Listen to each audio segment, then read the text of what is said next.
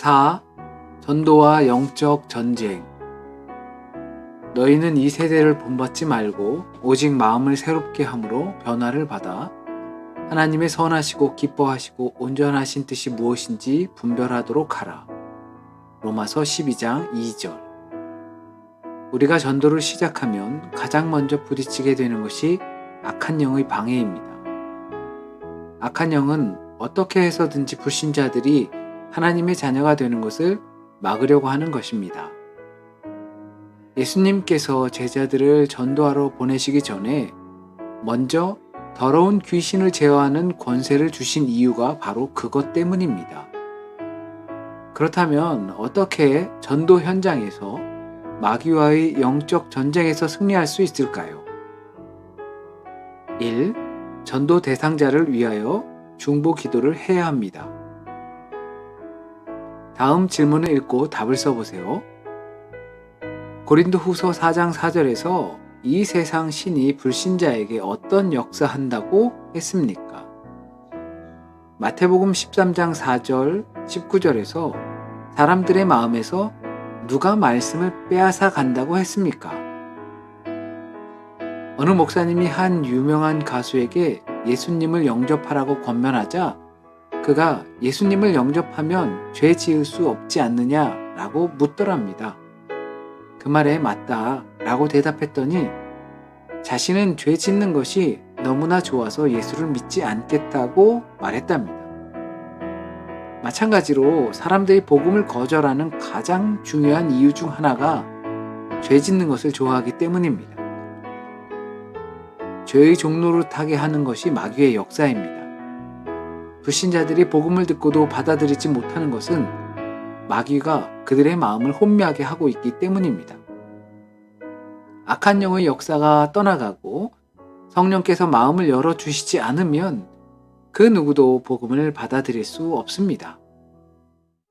전도해 보면 귀신의 역사가 있다는 것을 분명히 알게 됩니다. 그렇게 좋은 관계를 유지하던 사람도 예수 믿으라고 전도하면 싫은 표정을 짓고 다음부터 만나려고 하지 않습니다.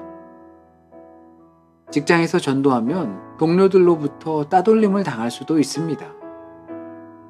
불신자가 복음을 듣고 구원받는 것을 가로막는 악한 영의 역사가 있기 때문입니다. 그러므로 복음을 전할 때에는 불신자를 사로잡고 있는 악한 영의 역사가 떠나가도록 중보기도를 해야 합니다. 전도 대상자를 위한 중보기도 없이는 전도의 열매도 없다는 사실을 기억해야 합니다. 2. 마귀와 반대 정신으로 싸워야 합니다. 질문.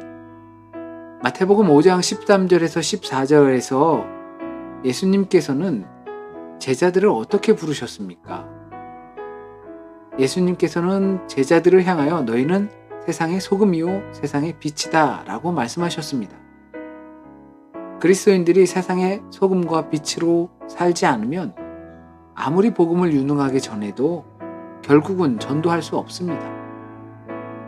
말보다 삶이 훨씬 더 강력한 메시지이기 때문입니다.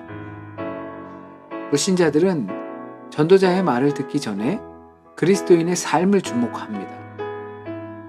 말로는 복음을 외치지만 삶으로는 복음을 부인하는 삶을 산다면 그 복음이 진짜라고 믿을 사람이 누가 있겠습니까? 요즘 전도가 잘 안 된다고들 합니다. 여전히 열심히 전도함에도 불구하고 왜 전도의 열매가 맺혀지지 않는 것일까요? 그 이유는 복음을 전하는 사람들의 삶이 빛이 되지 못하기 때문 아닐까 생각해 보게 됩니다. 어느 목사의 간증을 들은 적이 있습니다. 그는 초등학교 때는 교회 열심히 다녔다고 했습니다. 그러던 어느 날 자기가 다니는 교회의 목사 아들이 자기를 놀리더랍니다. 그래서 마음 먹고 때려주었는데 그 다음날 그 아이의 엄마가 학교에 와서 소동을 벌이며 너 다시는 교회에 나오지 마 라고 말했답니다. 그는 그때 교회에서 가르치는 것이 다 가짜라고 생각하게 되었다고 했습니다. 그 후로는 교회에 대하여 노골적으로 반대하다가 고1 때 하나님의 은혜로 다시 주님을 만나고 목사가 되었다는 간증이었습니다. 마귀의 역사를 드러내고 물리칠 수 있는 것은 그리스도인들이 반대 정신으로 사는 길밖에는 없습니다. 거짓이 난무하는 세상에서 정직하게 산다는 것은 손해를 각오해야 하는 일일 수도 있습니다. 시기와 질투가 판을 치는 세상에서 용서와 사랑을 실하고 탐욕과 이기심에 물든 세상에서 나누며 베푸는 삶을 사는 것은 어려운 일일 수도 있습니다. 그러나 아무리 어려워도 이렇게 세상과 반대 정신으로 살 때 전도자의 삶은 악한 영의 역사를 몰아내는 빛이 될 수 있습니다. 사과를 살 때 썩은 사과만을 사는 아주머니가 있다는 감동적인 이야기를 들었습니다.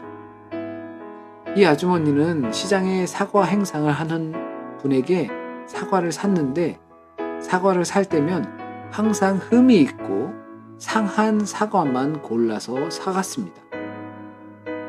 그는 그 흔한 덤도 요구하지 않고 사과를 사갔습니다. 세상에 이런 사람이 있을까 의아하게 생각할 정도였습니다. 그런데 결국 사과 행상을 하던 분이 아주머니 따라 교회에 나오게 되었다는 것입니다. 전도하기 가장 어려운 곳이 축호전도나 노방전도하는 곳이 아니고 가정과 직장입니다. 그러나 우리가 나는 죽고 예수로 사는 자가 되고 24시간 주님을 바라보면 가정이, 직장이 전도하기 가장 좋은 곳입니다. 주님께서 우리를 어떻게 변화시켜 주셨는지 우리 삶을 보여줄 수 있기 때문입니다. 복음으로 변화된 삶보다 강력한 전도 메시지는 없습니다. 당신은 하나님께서 허락하신 삶의 현장에서 세상의 소금과 빛으로 살고 있습니까? 삶으로 전도하려면 어떻게 해야 할까요? 3. 지역을 사로잡고 있는 악한 영과 영적 전쟁을 해야 합니다. 우리는 전도하기 위해 개인 차원의 영적 전쟁뿐만 아니라 지역을 사로잡고 있는 악한 영과의 영적 전쟁에 대해서도 알아야 합니다. 지역마다 그 지역을 지배하는 영적인 권세가 있습니다. 그러므로 전도하려면 그 지역을 사로잡고 있는 악한 영의 역사가 꺾어지고 하늘 문이 열려야 합니다. 선교사들의 평가에 의하면 일본과 중국, 한국을 지배하고 있는 영이 서로 다른 것을 느끼는데 일본은 음란의 영, 중국은 탐욕의 영, 한국은 분열의 영이라고 합니다. 또한 선교사들이 복음을 전해보면 거리가 얼마 되지 않는데도 이상하게도 한쪽 도시에서는 복음이 잘 전해지는데 다른 한쪽에서는 복음이 전해지지 않는 것을 경험한다고 합니다. 우리나라만 해도 그렇습니다. 도시마다 영적인 분위기가 다릅니다. 그것은 도시들을 장악하고 있는 영적인 권세가 다르기 때문입니다. 부산 제1교회에 부임했던 1990년 교회 주변으로 처음 축호 전도 나갔을 때 당한 봉변은 이루 말할 수 없었습니다. 개를 풀어놓고 소금을 뿌리고 물을 끼얹기도 했습니다. 그래서 몇 년 동안은 여호수아 기도회를 하며 전도 대신 골목을 다니며 악한 영의 권세를 대적했습니다. 그 후 제1교회에서 나왔다고 하면 반갑게 문을 열어 주었습니다. 담임 목사 사택을 교회 옆 골목에 마련했을 때 골목에서 교회에 나오는 사람은 청년 한 사람 뿐이었습니다. 그런데 목사 사택이 들어간 지 3년이 지나 8가정이 교회에 나오게 되었습니다. 영적 전쟁에서 승리할 때 이런 일이 일어나는 것입니다. 마귀와 싸울 수 있는 유일한 곳이 교회입니다.